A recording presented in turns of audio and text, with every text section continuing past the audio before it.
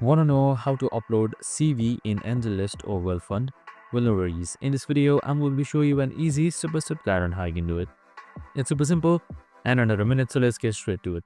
Now, first things first, you can just simply open up wellfound.com or AngelList, and once you've opened it up, make sure you are signed in as well. So we have also created a video on how to sign in, so make sure to watch that.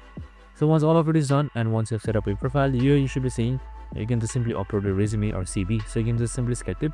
And now here you should be seeing upload resume. Just simply select upload resume right here. And your file explorer should open up. Now your file explorer opens up.